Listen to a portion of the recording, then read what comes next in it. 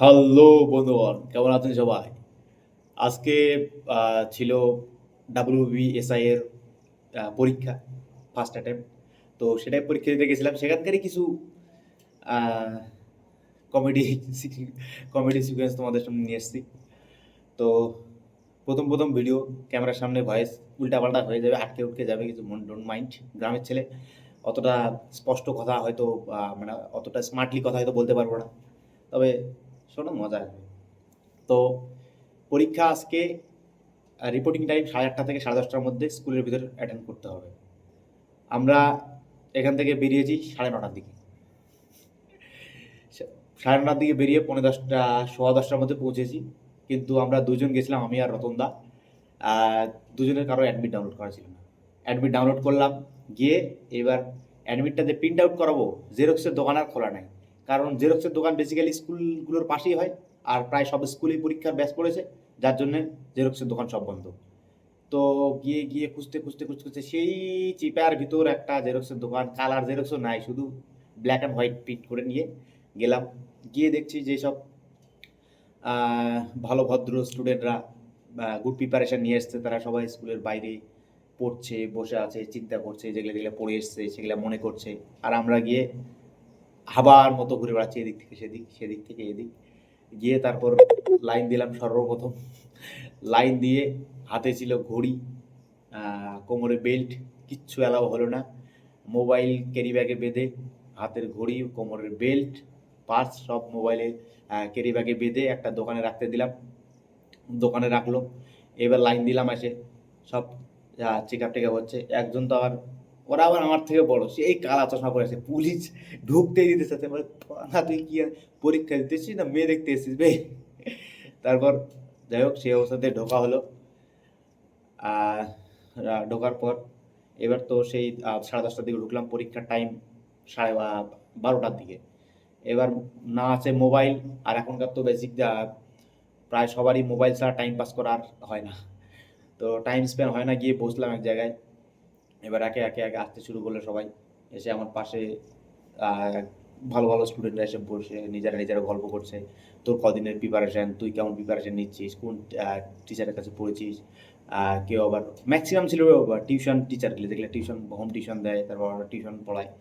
তাদের সামনে আমাদের কিছুই না, ডেলি এক্সপিরিয়েন্স করছে। আর আমার সেই 5-7 বছর আগে পড়াশোনা বাদ দিয়ে দিছি।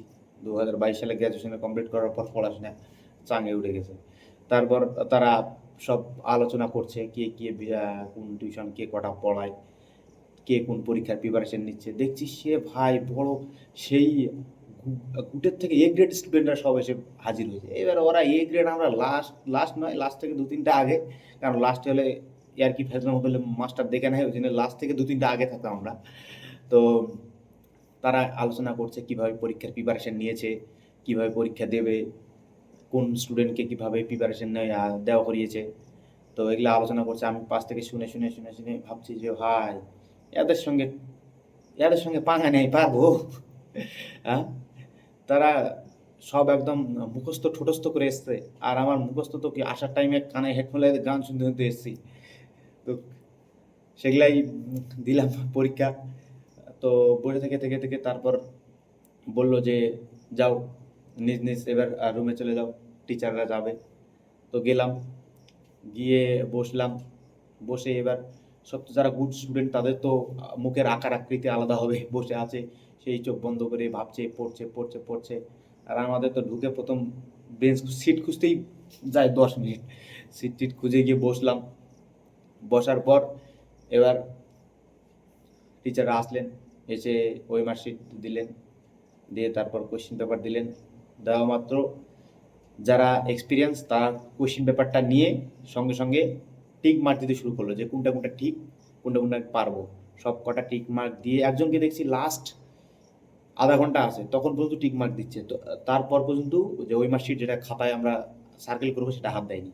আর আমরা নিয়ে এসে প্রথম থেকেই 1 নম্বর কোশ্চেন, 1 নম্বরের বি, 2-এর সি, 3-এর এ, মানে এরকম করে প্রথম থেকে শেষ পর্যন্ত লিখে যাচ্ছি লিখে যাচ্ছি লিখে যাচ্ছি। তারপর পরে যে কোনো একটা কারো কাছ থেকে শুনে নিয়ে যে হয় যদি শিখে নেই যে না এ নয় ডি হবে, কোনো অপশন নাই রে ভাই, দাগ দিয়ে দিছে অলরেডি। তো এটাই পরীক্ষা দিয়ে আসলাম, বেরিয়েছে সবাই আলোচনা করছে কার কেমন। আর পরীক্ষা বেসিক্যালি খুবই সুন্দর কোয়েশ্চেন হয়েছিল। যদি কিছুদিন প্র্যাকটিস করা যেত 5 মাস 6 মাস তাহলে অবশ্যই হতো। দেখছি পরীক্ষা দিয়ে এসছি কী হয় এখন।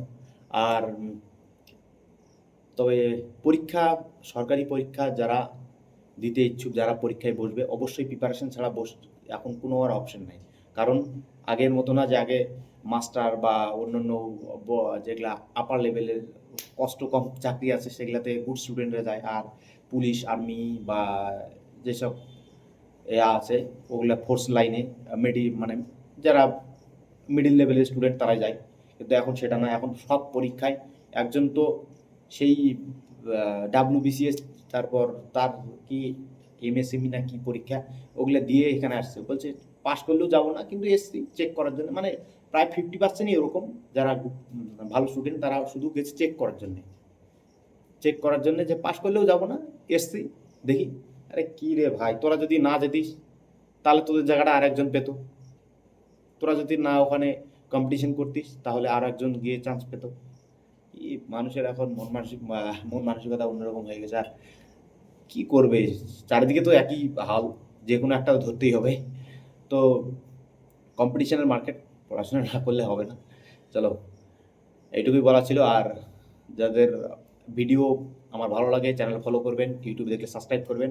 আমার এই চ্যানেলে প্রত্যন্ত যেগুলো ছোটোখাটো গ্রামের কিছু প্রতিভা, গ্রামের কিছু কমেডি আমি তুলে ধরি।